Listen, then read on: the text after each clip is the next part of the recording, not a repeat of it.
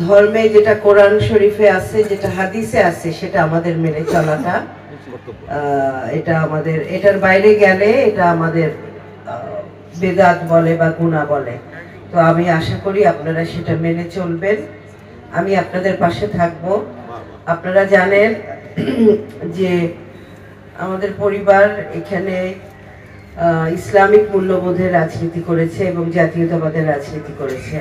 আমার আব্বা শহীদ প্রেসিডেন্ট জিয়া রহমানের হাত ধরে বিএনপি শুরু করেন এবং শহীদ প্রেসিডেন্ট জিয়া রহমানের একটি 19 দফার মধ্যে একটি দফা হলো ইসলামিক মূল্যবোধের রাজনীতি এবং জাতীয়তাবাদের রাজনীতি। যত রকম সহযোগিতা আছে ধর্মীয় বা ইসলামিক বিধিবিধান মোতাবেক যা কতটুকু করণীয়, ইনশাল্লাহ নায়েব ইউসুফ বাবা সেটা করবেন আপনাদের জন্য।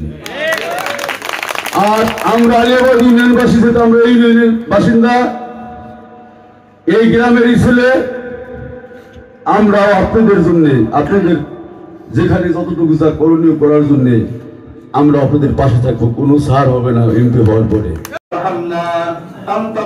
নামাজের পর আমরা তোমার প্রেসিডেন্ট জিয়াউর রহমান আল্লাহ সকলকে জান্নাতুল ফেরদাউস সাহেবকে আল্লাহ তুমি মাফ করে দাও। আল্লাহ হসপিটালে ভর্তি আছে মাহমুদ বিকারি, তুমি বলেছো ইলা মারিতু আল্লাহ সিহহাতে কামিলা আজলা দান করো। আল্লাহ এই দেশের নেত্রী আজ একাকী হসপিটাল সুস্থতা দান করো। এই হায়াতের মধ্যে আল্লাহ ওই নেত্রীর জন্য সারা বাংলাদেশ সুস্থতা দান করো। আল্লাহ যার উদ্দেশ্যে আল্লাহ ফরিদপুর সদরের